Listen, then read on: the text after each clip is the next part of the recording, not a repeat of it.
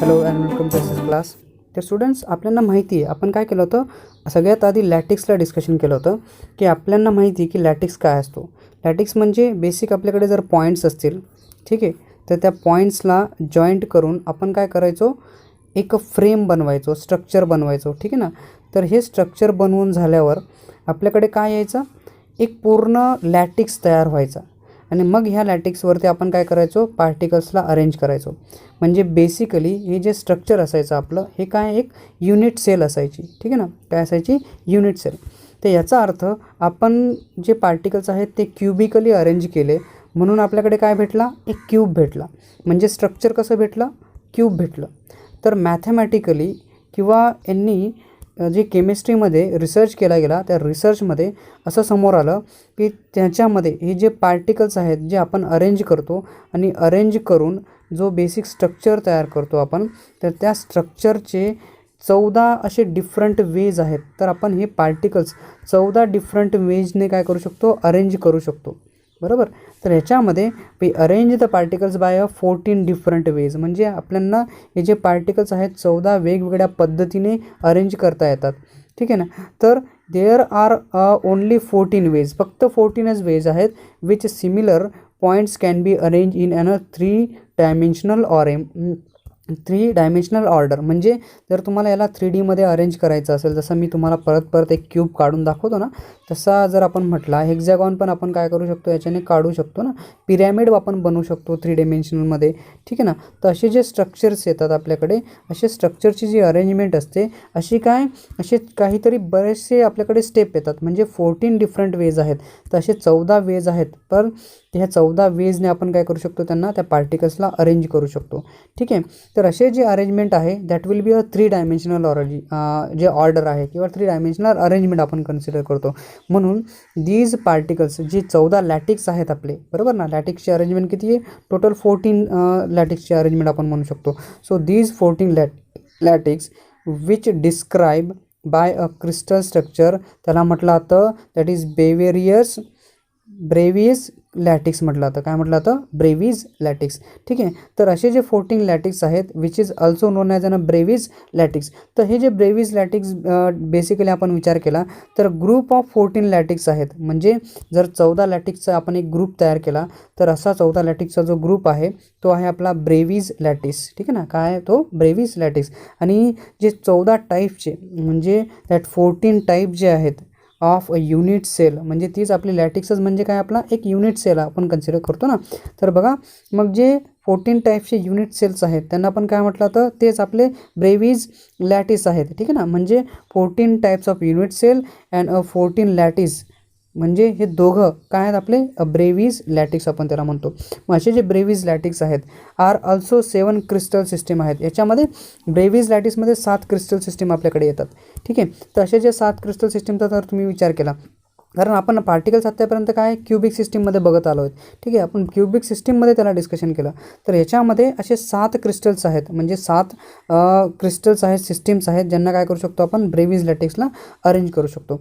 तर यांच्यामध्ये जर बाकीच्यांचा आपण विचार केला, एक आहे आपला क्युबिक, दुसरा आहे टेट्रागॅनॉल, तिसरा आहे रोम्बिक, चौथा आपल्याकडे आहे रोम्बोहेड्रल, पाचवा आपल्याकडे आहे दॅट विल बी मोनोक्लिनिक, 6वा आहे टेट्राक्लिनिक आणि 7वा आहे हेक्झॅगॉनल.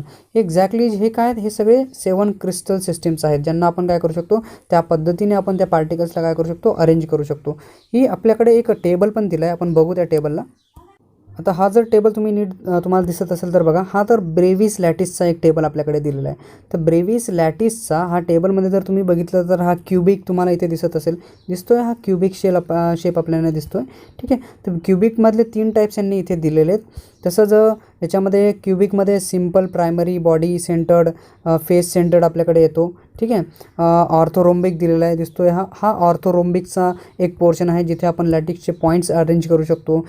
तिसरा आहे टेट्रागॉनलचा, हा एक शेप जो दिसतोय तुम्हाला, हा शेप कुठला आहे, this is what our tetragonal shape आहे, ठीक आहे. मोनोक्लिनिक हा जो दिसतोय तुम्हाला, ऑलमोस्ट सिमिलर आहेत, but there is an differences in an अँगल्समध्ये किंवा पॉईंट्समध्ये डिफरन्स असू शकतील, ठीक आहे ना. सो मोनोक्लिनिक आहे आहे आपल्याकडे, ठीक आहे ना. परत पुढचा आपल्याकडे येतो रोम्बोहेड्रल, हा दिसतोय तुम्हाला, हा रोम्बोहेड्रलचा शेप आहे. परत टेट्राक्लिनिक आहे आपल्याकडे, हा टेट्राक्लिनिकचा एक शेप येतो. परत हेक्झॅगॉनलचा, हा एक हेक्झॅगॉनलचा पोर्शन आपल्याकडे आहे. तर असे काय आहेत, असे डिफरंट 7 क्रिस्टल सिस्टीम्स आहेत ज्यांच्याने काय करू शकतो, जे आपले ब्रेव्हिस जे लॅटिक्स आहेत, ठीक आहे ना, ब्रेव्हिस लॅटिक्स आपल्याला अरेंज करताना दिसतात. तर जर आपण पुढे गेलो तर आपल्याला पुढचा टॉपिक दिसतो, that is an cubic system. म्हणजे आपण हे जे क्युबिक सिस्टीमचा विचार करतो आहे ना, तर ह्या क्युबिक सिस्टीममध्ये जो पहिला आहे तो क्युबिक, दुसरा आहे टेट्रागॉनल आहे, चौथा आहे ऑर्थोरोम्बिक आहे, ठीक आहे ना. तर ह्यांच्यामध्ये जर आपण क्युबिक सिस्टीमचा विचार केला, म्हणजे पहिला जो आहे आपला क्युबिक सिस्टीम, ठीक आहे ना, 7पैकी एक जो पहिला आपण म्हणतो क्युबिक सिस्टीमचा, ठीक आहे. तर ह्या क्युबिक सिस्टीमचा जर तुम्ही विचार करताय तर ह्याच्यामध्ये 3 डिफरंट टाईप्स असतात. एक आहे आपला, म्हणजे जे तुम्हाला मी सिस्टीम दाखवत होतो त्या सिस्टीममध्ये जे टेबल आपण घेतला, त्या टेबलमध्ये आपल्या सगळ्यात पहिले होता तो क्युबिक सिस्टीम होता. तर ब्रेव्हिस लॅटिक्समधला हा जो क्युबिक सिस्टीम आपल्याला दिसतो त्याच्यामध्ये पहिला कुठला आहे, दॅट इज SCC, बरोबर आहे ना. That is simple cubic system cell आपण याला म्हणतो, सॉरी, सिम्पल क्युबिक सेल. दुसरा आहे that is body centroid cell आपण म्हणतो, आणि चौथा आपला आहे फेस सेंट्रॉइड सेल, ठीक आहे ना. म्हणजे हे 3 टाईपचे जे सेल आहेत, ठीक आहे ना, जे युनिट सेल आहेत ते कशामध्ये येतात आपल्या, दॅट इज क्युबिक सिस्टीममध्ये येतात. पण जर आपण SCCचा एक्झॅक्टली विचार केला तर SCCमध्ये जे पार्टिकल्स आहेत टोटल 8 पार्टिकल्स आहेत. म्हणजे कसे, सगळे 8च्या 8. जर आपण एक पूर्ण क्यूब बघितला तर क्यूबमध्ये आपल्याला कसं दिसतं, पूर्ण चारी बाजूंवरती, ठीक आहे ना, म्हणजे पूर्ण फेसवरती आपल्याला 8 पार्टिकल्स लटकलेलं. म्हणजे इथे एक आहे, 2, 3, हा 4 झाला, 5, 6, 7 आणि 8. तर असे जे आहेत ते पूर्ण पार्टिकल्स ॲट ईच कॉर्नर, म्हणजे टोटल 8 कॉर्नर्सवरती आपल्याला पार्टिकल्स दिसतात, बरोबर ना. तसंच BCCमध्ये जो बॉडी सेंट्रॉइड सेल आहे आपला, युनिट सेल आहे आपला, त्याच्यामध्ये जो पार्टिकल आहे दॅट विल बी टोटल 8 कॉर्नर्सवरती पण असतात. आणि जे 2 आहेत, म्हणजे सॉरी, एक आहे आपला जो सेंटरमध्ये असतो, ठीक आहे ना. कसा असतो आपला, तो एक सेंटरमध्ये आपण कन्सिडर करतो. That will be having an here. हे जर तुम्ही इथे नीट डायग्राम बघितली तर इथे बघा, तर हा SCCचा आपल्याकडे स्ट्रक्चर आहे. दॅट इज ना simple cubic cell, simple cubic unit cell जे आहे याच्यामध्ये तुम्हाला ही दिसत असतील की फक्त कॉर्नर्सवरती टोटल किती आहेत, दॅट इज ना 8 पार्टिकल्स आपल्याला दिसतात. पार्टिकल्स ॲट ईच 8 कॉर्नर्स, बरोबर ना. पार्टिकल्स नाही म्हणायचं, म्हणजे पार्टिकल्स कॉर्नर्सवरती असतात, हे लक्षात ठेवा. पण 8 कॉर्नर्स ह्या सिम्पल क्युबिक सेलमध्ये नसणार, ठीक आहे ना, हे लक्षात ठेवा. सांगतो पुढे याच्यावरती आपण बोलूच आहोत, कारण इथे तुम्हाला 8 दिसत असतील पार्टिकल, पण ॲक्च्युली इथे 8 पार्टिकल्स नसतात. फक्त पार्टिकल्स जे आहेत ते 8 कॉर्नर्सवरती असतात, ठीक आहे ना. काय, 8 कॉर्नर्सवरती. तसंच BCCमध्ये पण आपण म्हणतोय की 8 कॉर्नर्सवरती पार्टिकल्स तर आहेतच आहेत. तसंच मध्ये पण एक सेंटरमध्ये एक जो असतो तो पार्टिकल आपल्याला दिसतो. म्हणजे हा पूर्ण आहे एक पार्टिकल. आणि फेस क्युबिक सेंटरमध्ये किंवा फेस क्युबिक सेलमध्ये जो पार्टिकल्स येतात हे 8 कॉर्नर्सवरती पण येतात. आणि जे फेसेस आहेत 6 फेसेसवरती, म्हणजे एक फेस आपला हा इथे झाला, याच्यावरचा हा एक फेस झाला आपल्याकडे इथे, परत याच्यावरती इथे एक फेस झाला, याच्या मागे पण जे फेसेस असतील, ठीक आहे ना, इथे पण एक असेल, ठीक आहे, इथे एक असेल, बरोबर, खाली एक असेल, बरोबर, सगळीकडे. म्हणजे टोटल जे फेसेस आहेत, टोटल क्यूबमध्ये 6 फेस येतात आणि प्रत्येक फेसवरती एक एक पार्टिकल आपल्याला तिथे दिसतो. म्हणजे पार्टिकल म्हणजे त्यांच्यावरती पार्टिकल आपल्याला दिसतात, ठीक आहे ना. तर particle at each 8 corners and each 6 faces, बरोबर ना. ॲट ईच 6 फेसेसवरती आपल्याला दिसतील.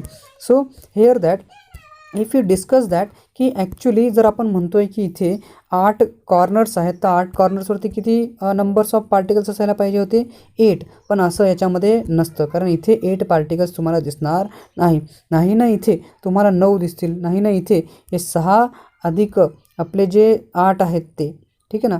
तर 6 आणि 8 आपले किती होऊन जातील, 14 पार्टिकल्स आपल्याला इथे पाहिजे. तर असं यांच्यामध्ये पॉसिबल नाही आहे. तुम्हाला दाखवतो की एक्झॅक्टली इथे काय होतं आहे आपलं. तर बघा की हा जो नंबर ऑफ पार्टिकल्सचा इथे पोर्शन येतो आपल्याकडे, number of particles in cubic unit सेलमध्ये जो येतो, त्याच्यामध्ये जो पहिला आहे आपला, त्याला जे आपण म्हणतो that is primitive simple cubic unit cell आपण त्याला म्हणतो.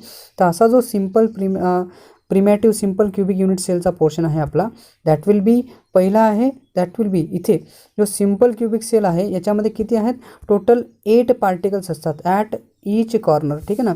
म्हणजे ॲट इट्स कॉर्नर्सवरती. म्हणजे बेसिकली जर आपण त्या फेसला नीट बघितलं, तुम्हाला दाखवतो की त्या फेसमध्ये एक्झॅक्टली किती असतात. तर या सेल ही जी डायग्राम आपल्याला दिसते समोर, ह्या डायग्राम्समध्ये बघा की हा SCचा पार्ट आहे, हा BCCचा आहे आणि हा FCCचा आहे, ठीक आहे ना.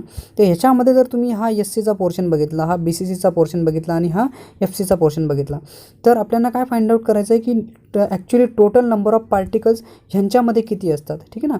BCCमध्ये, SCमध्ये आणि FCCमध्ये किती असतात. तर जर तुम्ही बघितलं तर जर माझ्याकडे एक पार्टिकल आहे, ठीक आहे ना, तर काय करणार आहे, प्रत्येक कॉर्नरला एक पार्टिकल असेल. तर याचा अर्थ जर मी समोरून याला बघितलं असं, ठीक आहे, समोरून जर हा फेस बघितला, हा फेस जो दिसतो ना तुम्हाला ह्या फेसला, ठीक आहे, तर ह्या फेसला जर मी समोरून बघतोय ह्या फेसला, ठीक आहे, तर सपोज की माझ्याकडे असे 4 पार्टिकल्स आहेत. हा एक आहे, दुसरा हा एक आहे माझ्याकडे, तिसरा हा एक आहे आणि हा चौथा आहे, ठीक आहे. समोरून मी याला बघतोय. समोरून बघितल्यानंतर आपण काय करू, ह्या सगळ्यांना जॉईंट करून देऊ आता, ठीक आहे. एक सेल आपल्याकडे बनून जाते, ठीक आहे. We can take a different colour here, ठीक आहे. आता हा तर एक क्यूब आहे ना आपला, बरोबर. काय हा आपला एक क्यूब आहे. ह्या आपला क्यूब तयार झालेला आहे, समोरचा आपण जो पोर्शन बघतोय.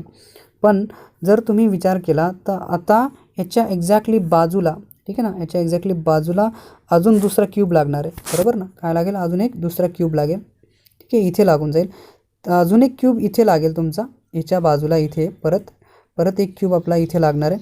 परत इथे एक क्यूब लागणार आहे खाली. परत इथून एक क्यूब लागून जाईल खाली, ठीक आहे. परत ह्याच्या साईडमधून एक क्यूब तुम्हाला लागताना दिसेल खाली. तर टोटली जर तुम्ही ह्या क्यूबचं किंवा ह्या एका पार्टिकलची डिव्हिजन बघितली ना, तर एक पार्टिकलचे 8 भाग होऊन जातात. किती भाग होतात, 8 भाग. कसे, जर तुम्ही समोरून बघितलं तर ह्याचे टोटल 4 भाग असे दिसतील, बरोबर. हे तर समोरचे भाग झाले. याच्या मागून पण काय होतील, असे 8 भाग होताना तुम्हाला दिसून जातील. म्हणजे प्रत्येक जो पार्टिकल आहे त्याचा फक्त एक भाग म्हणजे पूर्ण पार्टिकलचा 8 भागांमध्ये डिव्हिजन करून देतो. हा जो पोर्शन तुम्हाला दिसतो SCचा, ह्याच्यामध्ये पण हा काय, दॅट इज तो 8 पैकी एक भाग आहे. म्हणजे एका पार्टिकलचा जे 8 भाग झाले, त्या 8 भागांपैकी हा एक भाग इथे दिसतोय तुम्हाला ह्या कॉर्नरवरती. तर याचा अर्थ, तर पूर्ण ह्याच्यामध्ये काय आहेत की एका पार्टिकलचे 8 भाग केलेत आपण. आणि असे आपल्याकडे किती कॉर्नर आहेत, 8 कॉर्नर आहेत. तर ॲक्च्युली जर तुम्ही बघितलं तर ह्या दोघांना कट करून दिलं तर किती पार्टिकल येतील, फक्त एकच पार्टिकल आहे. नीट बघा, परत एकदा सांगतोय की हा पूर्ण क्यूबमध्ये हा एक जो पार्टिकल आहे, इकडनं एक क्यूब लागणार आहे ह्याला असा, ठीक आहे. दुसरा आपण म्हणतोय असा, ह्या पद्धतीने जरा दाखवतो तुम्हाला. हा आपला एक तो पार्टिकल आहे, या पार्टिकलला इकडनं एक क्यूब लागून जाईल, ठीक आहे. ह्याच्या अजून बाजूला एक क्यूब लागेल असा इथे, ठीक आहे. परत ह्याच्या बाजूला अजून एक क्यूब लागून जाईल, बरोबर. परत ह्याच्या अजून बाजूला एक क्यूब लागणार आहे असा, ठीक आहे. ह्याच्या खाली पण अजून क्यूब्स असतील की नाही, बरोबर. तर ह्याचे तर हे 4 तुकडे झालेच, ठीक आहे ना. किती तुकडे झाले, 4. परत खालून अजून त्याचे 4 तुकडे होऊन जातील, बरोबर, ह्याचे पूर्ण याचे, ठीक आहे. असे म्हणजे पूर्ण जो क्यूब आहे, ठीक आहे, टोटल 8 भागांमध्ये डिवाईड होऊन जातो. आणि असा जो 8 भाग आहे त्याच्यापैकी एक भाग हा एक युनिट सेलसोबत शेअर करतो, ठीक आहे. सो आफ्टर दॅट, तर एक युनिट सेलसोबत शेअर करत असेल तर तुम्हाला समजलं असेल, जर एका पार्टिकलचे 8 भाग आहेत आणि टोटल 8 कॉर्नरसोबत असे भाग शेअर होत असतील, तर किती पार्टिकल असेल हा, टोटल एक पार्टिकल. म्हणजे एका सेलमध्ये किती पार्टिकल असेल, फक्त एक पार्टिकल असेल. कधी, SCमध्ये एकच पार्टिकल असेल, ठीक आहे. समजतं हे सगळ्यांना. बघू आपण याला. हा जो सेल आपल्याला म्हटला जातो किंवा 7 पार्ट्स आहेत, म्हणजे काय की बट आपण जे म्हणतो ना, SC has 8 particles at its 8 corner, that is but each corner particle share it's 7 parts. म्हणजे एक कॉर्नर म्हणजे टोटल 8 जर पार्ट होत असतील तर एक पार्टचा म्हणजे आता जर एक युनिट सेल असेल, आता याचे किती तुकडे झाले, 4 तुकडे झालेत. त्याच्यापैकी एक भाग तर ह्या युनिट सेलचा झाला. यांच्यापैकी जे 7 भाग असतील ते अदर युनिट सेल सोबत काय होतील, शेअर केले जातील. That is each corner particles share it's all 7 parts share with its neighbouring cubes. म्हणजे नेबरिंग क्यूबिक जी सेल असेल त्या सेलसोबत काय करतील, ते 7 पार्ट्स काय होऊन जातील, आता शेअर होतील टू फॉर्म अ क्रिस्टल. म्हणजे जेव्हा क्रिस्टल फॉर्मेशनची प्रोसेस होईल त्यावेळेस टोटल 7 पार्ट्स काय होऊन जातील, एका पार्टिकलचे शेअर होतील. आणि after that 1 particle having an 8 particles, 8 parts म्हणजे एका पार्टिकलचे किती, 8 पार्ट्स होतील. सो हेअर ओनली दॅट म्हणजे एका पार्टिकलचे 8 भाग ना, बरोबर, एका पार्टिकलचे 8 भाग आणि ह्या 8 भागांमध्ये 8 कॉर्नर्स असतील, तर हे दोघं 8 काय होऊन जातील, कॅन्सल होऊन जातील आणि पार्टिकल किती राहतात मग इथे, एक पार्टिकल पर सेल. म्हणजे जे simple cubic cell unit cell आहे याच्यामध्ये आपल्याला किती पार्टिकल दिसतात, मग 8 एकच दिसतो, 8 म्हणायचा नाही, कारण जेव्हा क्रिस्टल फॉर्मेशनची प्रोसेस होते त्यावेळेस काय होतात, पूर्ण 8 जे आहेत ते एकमेकांना म्हणजे 7 शेअर होऊन जातात आणि एक त्या स्पेसिफिक सेलची असते.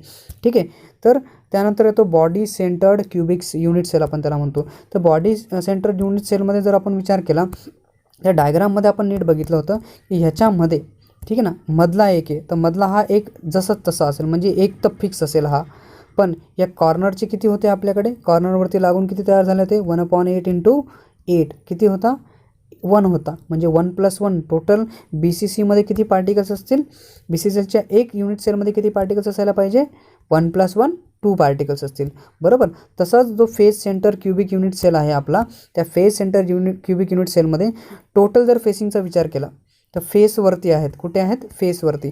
फेसची जी डायग्राम आपण बघतो आणि जो फेस आपण म्हणतोय, ही जी डायग्राम दिसते तुम्हाला FCCची, तर ह्या FCCच्या डायग्रामवरती हा एक फेसवरती बघा अर्धा कट दिसेल तुम्हाला, ठीक आहे ना, कसा आहे, अर्धा, कारण ह्याच पोर्शनसोबत तो अर्धा शेअर करून घेईल, वरचा जो क्यूब लागेल याच्यावरती जो क्यूब लागणार आहे आता, या वरच्या क्यूबसोबत काय करेल तो, त्याची जी डायग्राम म्हणजे ह्या पोर्शनच्या म्हणजे ह्या क्यूबच्या वरच्या भागावरती काय होईल, एक पूर्ण क्यूब शेअर होताना दिसेल तुम्हाला, इथे लागताना दिसेल.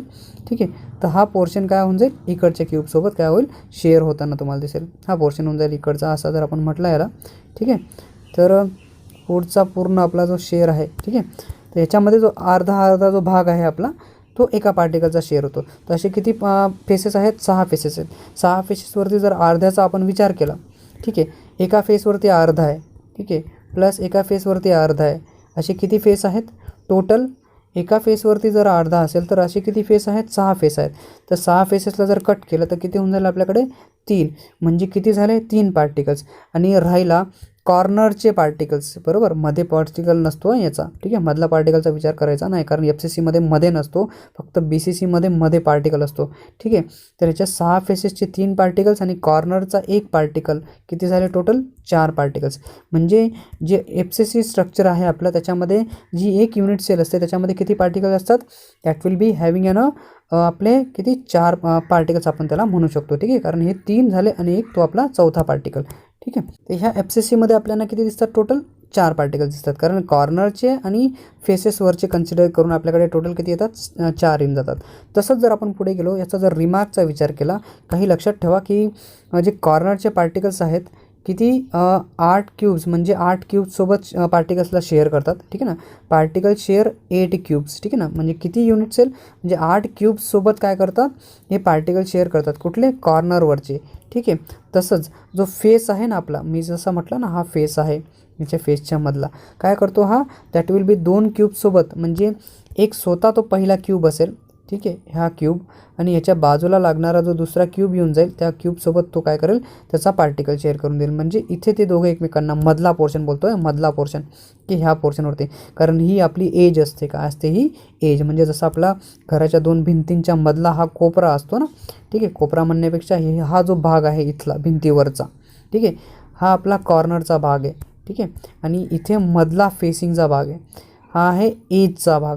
ठीक आहे, आणि हा कॉर्नरचा पोर्शन आहे. ठीक आहे, हा जो एक्झॅक्टली वरती येतो तो आपला एज असतो. ठीक आहे, ते बघा की मग फेसचे जे पार्टिकल्स आहेत ते 2 क्यूबसोबत आपला पार्टिकलला शेअर करतात, तसंच जे एजेसचे पार्टिकल्स असतात ते 4 क्यूबसोबत आपल्या पार्टिकलला शेअर करतात.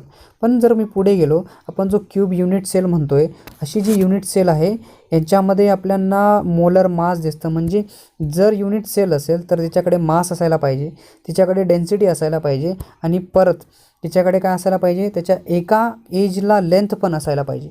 म्हणजे जर हे पूर्ण रिलेशन बघितलं ना, हे रिलेशन म्हणजे मोलर मासचं रिलेशन आहे, डेन्सिटी ऑफ द सबस्टन्सचं रिलेशन आहे, आणि unit cell of the edge लेंथचं रिलेशन आपल्याला इथे काढायचं आहे.